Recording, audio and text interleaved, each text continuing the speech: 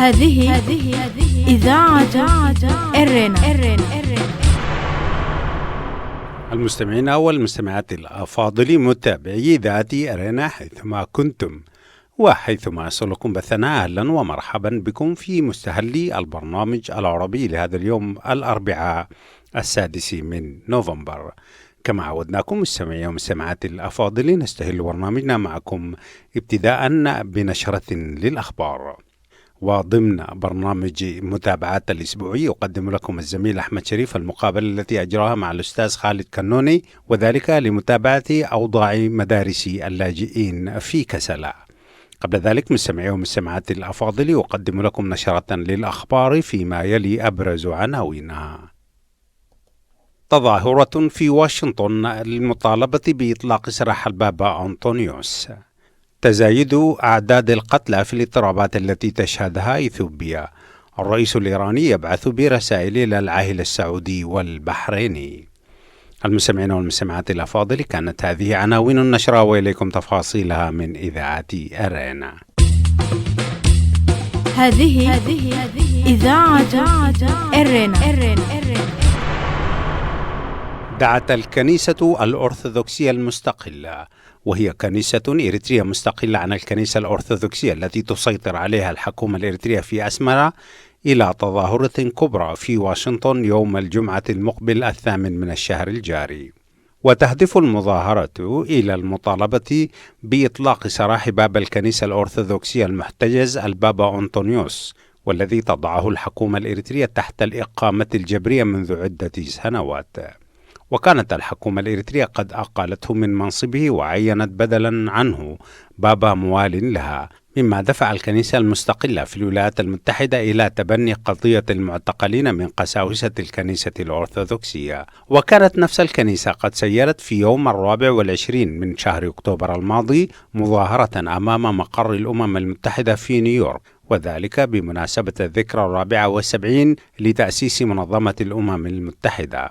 وطالبت المظاهرة بإطلاق سراح البابا أنطونيوس وكل سجناء الضمير في إريتريا. وقال قسيس كنيسة نيويورك الأرثوذكسية القس جبريل أن المظاهرات تطالب بإطلاق سراح البابا أنطونيوس نظرا لكبر سنه ووضعه الصحي، ولكنها كذلك لا تنسى كل سجناء الضمير في إريتريا.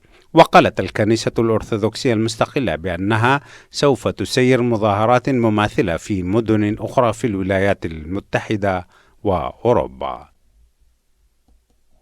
قال رئيس الوزراء الإثيوبي أبي أحمد يوم الأحد الماضي أن عدد قتلى الاحتجاجات في الشهر الماضي ارتفع إلى 86 قتيلا، وحث المواطنين الإثيوبيين على مقاومة القوى التي تهدد وقف تقدم البلاد على حد قوله. وقال أبي أحمد في مؤتمر صحفي مع مؤسسات صحفية محلية نشرته محطة فانا الإذاعية التابعة للحكومة: علينا وقف هذه القوى التي تحاول جرانا خطوتين إلى الوراء كلما تحركنا خطوة إلى الأمام. وكان أنصار الناشط جوهر محمد قد خرجوا إلى الشوارع في 23 و24 من أكتوبر الماضي للاحتجاج بعد أن قال أن الشرطة طوقت منزله في العاصمة أديس أبابا وحاولت سحب حراسه. وذكر رئيس الوزراء في المؤتمر الصحفي أن معظم القتلى هم من قومية الأمهرة والأورومو، مضيفا أنهم من المسلمين والمسيحيين على حد سواء. نقل موقع روسيا اليوم نقلا عن المتحدث باسم الرئاسة الإيرانية علي ربيعي بأن الرئيس الإيراني حسن روحاني بعث برسائل إلى العاهل السعودي والبحريني تتعلق بالسلام في المنطقة. وقال ربيعي في تصريحات صحفية يوم الاثنين الماضي أن الرئيس الإيراني بعث برسالة إلى ملكي السعودية والبحرين في إطار تأكيد طهران أنها تسعى إلى السلام والاستقرار في المنطقة. وتابع قائلا: نعتقد أنه يمكن إيجاد علاقات ثنائية متعددة في المنطقة، ولا ينبغي أن تؤدي الضغوط الأمريكية إلى الابتعاد بين دول الجوار، والسلام في المنطقة بحاجة إلى تعاون جماعي إقليمي. وكانت صحيفة الجريدة الكويتية قد نقلت مؤخرا عن مصدر بوزارة الخارجية الإيرانية قوله أن طهران تلقت ردا إيجابيا من السعودية والبحرين على رسالة رسمية وجهتها للمملكتين بخصوص خطة سلام مع دول الجوار. المستمعين والمستمعات الأفاضل، كانت هذه نشرة الأخبار، وهذا تذكير بأبرز عناوينها. إذاعة إيرينا، صوت مستقل لإريتريا. تظاهرات في واشنطن لإطلاق سراح البابا أنطونيوس. تزايد أعداد القتلى في الاضطرابات التي تشهدها إثيوبيا. الرئيس الإيراني يبعث برسائل إلى العاهل السعودي والبحريني. المستمعين والمستمعات الأفاضل، كانت هذه نشرة الأخبار قدمناها لكم من إذاعة إيرينا. متابعة طيبة أتمناها لكم مع ما تبقى من فقرات برنامجنا. إذاعة إيرينا، صوت مستقل لإريتريا. المستمعون الكرام، السلام عليكم ورحمة الله تعالى وبركاته، وأسعد الله أوقاتكم بكل خير. ها نحن سادتي من إذاعة إيرينا الدولية في باريس نلتقيكم في حلقة جديدة من برنامج متابعات.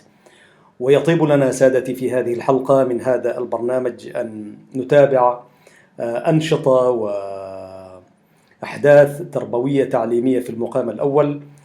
ضيف هذه الحلقة هو الأخ العزيز خالد كنوني، وسنتحدث معه في جانب تربوي تعليمي إنساني بحت. مرحبا بك أخونا خالد كنوني. مرحبا بك أستاذ أحمد، ومرحب بالمستمعين في إذاعة إيرينا. طيب خالد، أنا شفتك قبل أيام على السوشيال ميديا بعد عودتك من السودان، وخاصة ما يتعلق بالموقف الإنساني التعليمي التربوي النبيل، وقفتكم أنتم كشباب في مدينة ميلبورن لدعم مدارس اللاجئين، وتحديدا مدرسة العائدون ومدرسة النضال في مدينة كسل، ومركز طيبة للأيتام. الحقيقة يعني هذا الحدث وهذا النشاط الإنساني الكبير ينبغي متابعته وتسليط الضوء عليه. ففي البداية بنهنيكم باسم كل المستمعين، لأنه خير الاستثمار هو الاستثمار في التعليم، وفي نفس الوقت أن يكون إلى أبنائنا اللاجئين الموجودين في السودان. خالد، كده يعني الفكرة جاءت كيف دعم هذه المدارس وتقديم ما يمكن تقديمه؟ أولا بسم الله الرحمن الرحيم. طبعا الواحد يعني من خلال تجربته الشخصية وميوله واهتمامه، أنا شخصيا بهتم بالتعليم وأحب التعليم منذ صغري، ودرست أنا في مدرسة النضال سنة 1976. وبعد ذاك طبعا تأسست هناك ومشيت انخرطت في المدارس في السودان، واستمريت هكذا يعني. طيب بعد أنت درست المرحلة الابتدائية كلها ولا؟ لا، جزء من المرحلة الابتدائية. طيب جميل جدا، ده كان في السبعينيات. أنت زرت هذه المدارس آخر زيارة لك 200 قبل بداية هذا المشروع والدعم المقدم من الشباب. زرت المدارس دي قبل تقدر تقول 2.5 سنين. طيب. وكنت في كسلة، وكان في معاي إخوة يحبوا الخير كثير جدا. عندنا الأخ أحمد والدسمر والأستاذ أيضا خالد قصير وعلي أمحراي، ودير كلهم زملاء طبعا درسنا سوا في سوريا. وبحكم إنه علي عمر الأستاذ علي عمر أيوة، فبحكم إنه درسنا سوا فتقريبا أفكارنا متقاربة وهمنا مشترك وإحساسنا مشترك، فلفتوا انتباهي إلى هذه المدارس. فمشيت فعلا، زرت مدرسة النضال أول حاجة، ولقيت المدرسة يعني بحالة يرثى لها، يعني من حيث الإجلاس بالنسبة للطلبة، من حيث الفصول، من حيث دورات المياه، من حيث ظروف المعلمين، حتى الكتب والمناهج. طبعا دي ما أقدر أذكرها لأنه ما في أي كتب عندهم، ولا يعني وسائل التعليم، مدخلات التعليم ما في شيء، مدخلات التعليم ما في شيء. والمدارس دي حسيتها ماشية بالقوة بس بالعافية. فمن ضمن الأشياء مثلا الفوتوكوبيا بتاعتهم كانت متعطلة، واللي هي جابتها لهم منظمة إيها، اللي هي برضو منظمة إريتريا إنسانية معانا موجودة هنا في أستراليا، ومشكورين نرسل لهم تحية الأخواننا في إيها. نعم.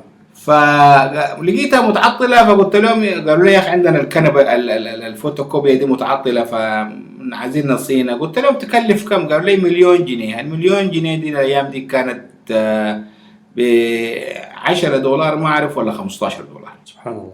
ومتوقفه على $10-15 المكنه دي سنتين ما شغاله. تخيل فوتوكوبيا في مدرسه ما شغاله، مع انه الاستاذ لما داري يمتحن الطلبه بيطبع لهم النهايه طبعا الاسئله. فصنتها وانا وليت. نعم تفضل. وليت وما عملت شيء، خلاص نسيت الموضوع، زي الناس الكثير اللي بتنسى الاشياء الضروريه. نعم. تاني جيت برضو تاني الجماعه قالوا لي يا اخي المدارس، لدرجة إنه يا أخي عارف في مدرسة العائدون الطلبة ما كان في دورات مياه، الطلبة يمشوا الجيران عشان يقضوا حاجتهم لا مؤاخذة. يعني كان جو يعني سيء وظروف سيئة جدا. فالمرة دي بقى لما شفت الحالة أنا تألمت وقلت يا أخي طيب أنا بمفردي ما أقدر أعمل حاجة، فخليني أستنهض الناس. فعلا أخذت صور من المناظر السيئة دي ومن الظروف السيئة دي وعرضتها على أفراد الجالية في أستراليا، وهم مشكورين نساء ورجالا وشيبا وشبابا اتفاعلوا، وكونا لجنة من خيرة الناس ما أفضلهم عليك يا أستاذ، سميناها اللجنة الأهلية لدعم التعليم. جميل. وبدأنا نجمع التبرعات. طبعا نحن كلجنة كده حدثنا اللجنة دي أسمائهم يعني على الأقل يعني. أيوة اللجنة عندنا الأخت زينب شيخ السوق، الأخ عبد الوهاب جمع اللي هو عونة، الأخت صفية عمر إزاز، الأخ صابر بسر، الأخ محمد سفاف، الأخ نور الدين محمود، الأخ زكي سليمان آدم سليمان، الأخ طه حدقي، والأخ يوسف عبد الرحمن معلم، وشخصي والأخ عامر حقوس. تقريبا نحن 11 شخص. جميل. وقلنا طيب نجمع القروش كيف؟ نحن ما عندنا إمكانيات عشان نعمل، يعني نحن لا جالية مدعومة من دولة ولا مدعومين من تنظيم سياسي ولا مدعومين من أي اتجاه، نحن عبارة عن ناس خيرين فقط يعني. نعم. وجمعنا ففكرنا إنه نطبع تذاكر، والتذاكر دي خدينا فيها 3 فئات، فئة $20، فئة $50، فئة $100 دعم. فأنت إذا اديتنا $20 بنعمل تيك في البوكس بتاع $20 وبنديك تذكرة بس، ما بنعمل لك أي حاجة، لا عشاء لا عشاء ولا نعزمك في حاجة ولا بس، ده يعني صدقة منك. صدقة لي. نعم. والله يا أستاذ الناس فيها الخير ما شاء الله. في ناس أنا بذكر واحدة من الأخوات اتبرعت $1000، واحدة اتبرعت $500، واحد اتبرع $100 كتير، 50 20. الناس ما قصرت وقفت معنا. وأرسل تحية خاصة للمرأة في أدلايد، برضو النسوان في أدلايد برضو وصلناهم عن طريق الأخ يوسف وجمعوا لنا مبلغ وقدره. جميل. المبلغ الجمع كله كم تقريبا؟ تقريبا ما يعادل $11,000 أسترالي. دي كان السؤال ده لو وجهناه لزفاف أمين الخزينة بتاعنا ما مشكلة. تعادل كم بالجنيه السوداني؟ والله قول تعادل كم بالدولار يعني الأمريكي، بعدين نضربها في الجنيه السوداني تقريبا يعني. أنا تقدر تقول $8,000 $7,000. جميل. ما يعادل كم مليون هناك؟ والله ده بيعادل مبلغ كبير. جميل. طيب جمعت هذه المبالغ وكيف تم تنظيم الاستفادة من هذا المبلغ لتنفيذه على أرض الواقع؟ هل كانت الزيارة الأولى كافية لتحديد الاحتياجات ولا كانت زيارة لاحقة عشان تحددوا الأولويات وتقوم بمعالجة ما يمكن معالجته كأولوية قصوى يعني؟ والله شوف يا أستاذ، أنت لو مشيت المدارس دي ما تحتاج تتلفت ولا تفكر عشان تعرف إنه هي محتاجة شنو. يعني لما تشوف أنت طالب وطالبة بيمشوا الجيران عشان يقضوا حاجتهم، مدرسة ما فيها دورة مياه، أنت حتفكر إنه دورة المياه دي مثلا نبنيها ولا ما نبنيها. لما تشوف مثلا طالب ما عنده كتاب حتفكر إنه نشتري كتاب أو ما نشتري. يعني المدارس دي الإجلاس وأنت شوف والفصول كيف الفصول يعني مهدمة من الداخل، بالذات عائدون مهدمة، الفصل تحت تراب، وفي التراب كمان ما مستوي غريق. يعني لما تخط الكنبة بتكون مايلة، في الطلبة مايلين في بعض كده، والكنبة ذات المايلين فيها دي حالتها حالة يعني. ومثلا في كل فصل لقينا مروحة واحدة، والمروحة ذاته اليد اللي بتفتح بها المفتاح المروحة سلكوها، ما في مفتاح، سلكين يعني طالب عمره 13 سنة لما يكون سلك كهربائي، سلك كهربائي ده ما الموت معناتها في راسه. فأشياء مناظر يعني صعبة جدا. فأنا الحقيقة عرفت المدارس ده عايزة شنو، ومشيت كلمت أفراد اللجنة هنا اللي ذكرتهم لك، الأخوان والأخوات الأفاضل الليلة، وتأثروا وشرحنا الكلام ده للجالية، والجالية تفاعلت وتأثرت وقدمت في زمن وجيز يعني المبلغ اللي ذكرناه ده. نعم.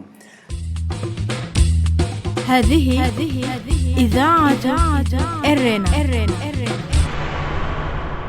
عزيزي المستمع، عفوا أستاذ خالد، عزيزي المستمع، لازلتم مع إذاعة إرنا الدولية، وهذه الحلقة من برنامج متابعات نتحدث فيها عن المبادرة الأهلية اللي قامت بها مجموعة من الشباب والشابات في أستراليا لدعم مدارس اللاجئين في مدينة كسلة، تحديدا مدرسة العائدون والنضال ومركز طيبة للأيتام، والمتحدث هو الأستاذ خالد كنوني. طيب واصل الأستاذ خالد، دايرين نعرف الآن كيف باشرتم وكيف نسقتم مع الجهات الموجودة هنا. طبعا لما أنا قررت أسافر السودان كلمت أفراد اللجنة، قلت لهم أنا مسافر وخلوني أنا أمشي وأعمل تقييم لاحتياجات المدارس دي مرة تانية، وبعد ذاك أنتوا رسلوا لي القروش عشان أنفذ العمل. جميل. فمشيت وفعلا جلست مع المدراء المدارس والمركز طيبة برضو، وبدأت في العمل.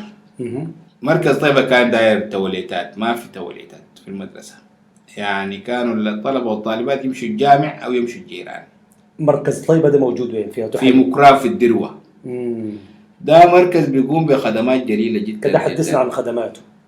أولا هو يستوعب طلاب الفاقد التعليمي اللي هم الناس اللي خلوا المدارس من صف خامس وسادس ونتيجة لظروف أسرهم مرحلة ابتدائية. أيوة. مثلا واحد من الطلبة كان أبوه كان شغال سقة، وبعدين الراجل أصبح قعيد في البيت، فالولد ترك المدرسة ويمشي يبيع الموية، فالولد ده قطع مدرسته، فاستم استيعابه في مركز طيبة بحيث انه يقرأ بالمسا دي كلها بتدرس بالمسا من مركز طيبة. بالمسا بيبدأ من الساعة 3. جميل.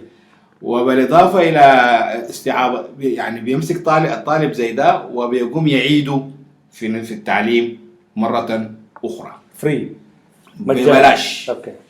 عندك المحو الأمية، وعنده برضه فصل مؤسس فيه مكانات خياطة لتعليم الأمهات الأيتام الحياكة، وفعلا خرجوا كذا دفعة، وأعمالهم ممكن ننشرها في الفيس، وأصبح عندنا مجموعة من النساء الماهرات المعتمدات على نفسهم من خلال هذا المركز. جميل.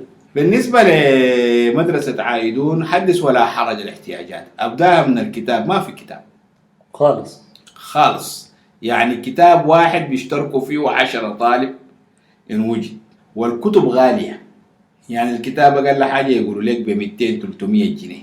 كويس. الطالب عايز عنده 7-8 مواد، ده بيكمل الكتب دي. الله كبير طبعا. أيوة. بالإضافة إلى ذلك عندك الطباشير، المدرس ما يلقى طباشير يكتب بها، من وين يجيبها؟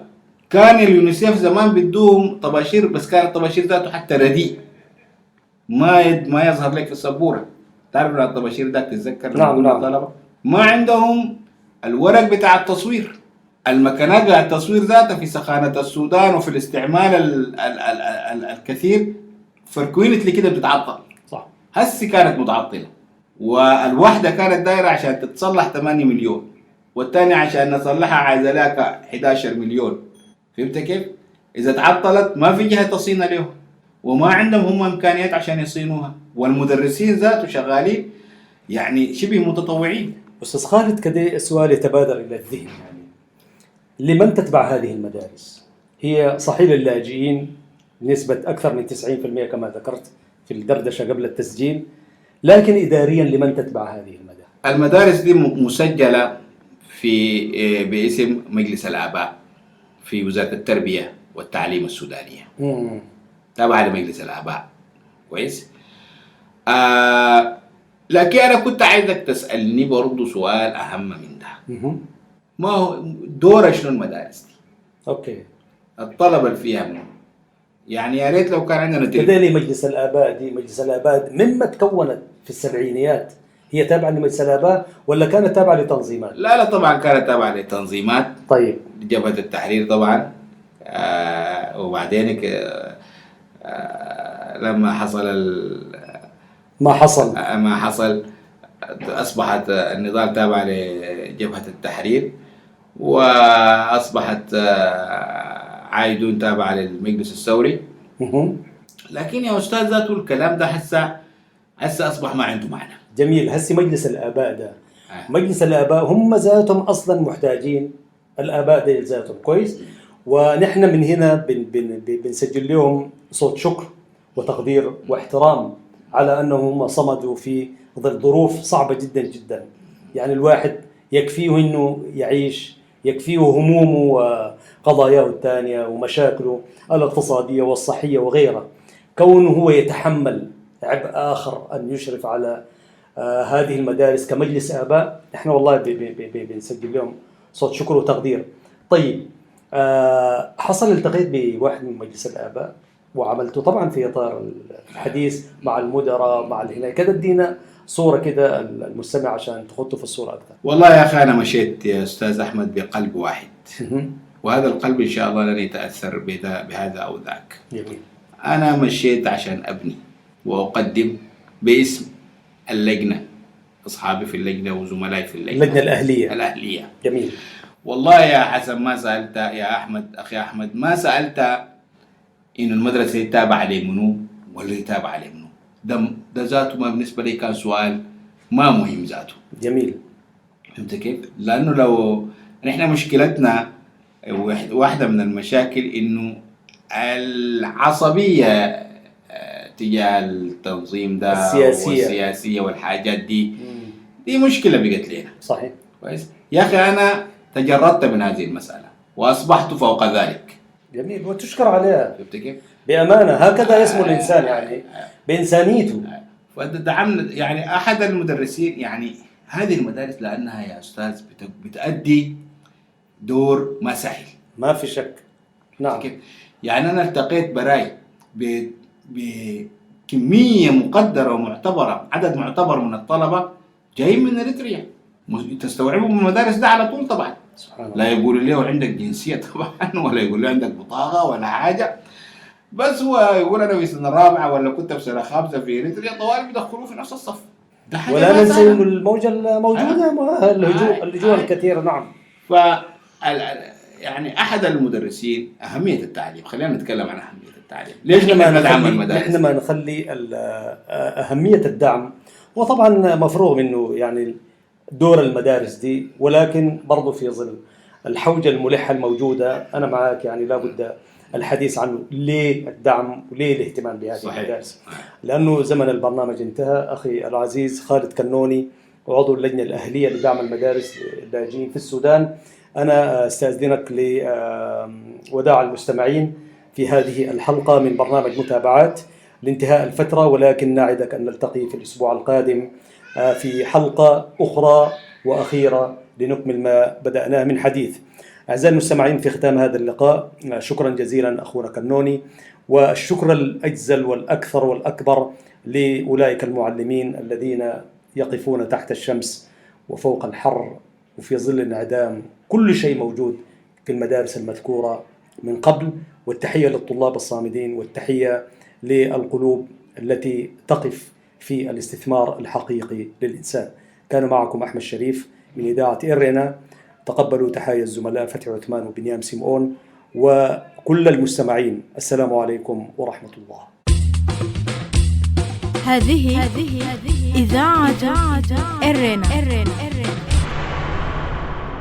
المستمعين والمستمعات الأفاضل، أهلا وسهلا بكم مجددا. وقبل ختام فقرات برنامجنا أقدم لكم موجزا لأهم ما ورد في صدر نشرتنا الإخبارية لهذا اليوم. تظاهرة في واشنطن لإطلاق سراح البابا أنطونيوس. دعت الكنيسة الأرثوذكسية المستقلة، وهي كنيسة إريترية مستقلة عن الكنيسة الأرثوذكسية التي تسيطر عليها الحكومة الإريترية في أسمرا، إلى تظاهرة كبرى في واشنطن يوم الجمعة المقبل 8 من الشهر الجاري. وتهدف المظاهرة إلى المطالبة بإطلاق سراح باب الكنيسة الأرثوذكسية المحتجز البابا أنطونيوس، والذي تضعه الحكومة الإريترية تحت الإقامة الجبرية منذ عدة سنوات. وكانت الحكومة الإريترية قد أقالته من منصبه وعينت بدلا منه بابا موال لها، مما دفع الكنيسة المستقلة في الولايات المتحدة إلى تبني قضية المعتقلين من قساوسة الكنيسة الأرثوذكسية. تزايد أعداد القتلى في الاضطرابات التي تشهدها إثيوبيا. قال رئيس الوزراء الإثيوبي أبي أحمد يوم الأحد الماضي أن عدد القتلى في الاحتجاجات في الشهر الماضي ارتفع إلى 86 قتيلا، وحث مواطنيه على مقاومة القوى التي تهدف لوقف تقدم البلاد على حد قوله. الرئيس الإيراني يبعث برسائل إلى العاهل السعودي والبحريني. نقل موقع روسيا اليوم نقلا عن المتحدث باسم الرئاسة الإيرانية علي ربيعي بأن الرئيس الإيراني حسن روحاني بعث برسائل إلى العاهل السعودي والبحريني تتعلق بالسلام في المنطقة. وقال المتحدث: نعتقد أنه يمكن إيجاد علاقات ثنائية متعددة في المنطقة، ولا ينبغي أن تؤدي الضغوط الأمريكية إلى الابتعاد بين دول الجوار. السلام في المنطقة يحتاج إلى تعاون جماعي إقليمي. إذاعة إيرينا، صوت مستقل لإريتريا. كان مستمعي ومستمعات الأفاضل ذلكم موجزا لأهم ما ورد في صدر نشرتنا الإخبارية لهذا اليوم. وأذكركم دوما بأنكم يمكنكم الكتابة إلينا والتواصل معنا على البريد الإلكتروني arabicerena@gmail.com. وحتى الملتقى بكم مجددا في حلقة جديدة من برنامج متابعتي والبرامج الأخرى لإذاعة إيرينا. لكم من محدثكم فتحي عثمان، ومن زميلي في الإذاعة أحمد شريف، ومن زملائي في الاستوديو في باريس أطيب التحايا، ودمتم في رعاية الله وحفظه وأمانه. هذه إذاعة إيرينا.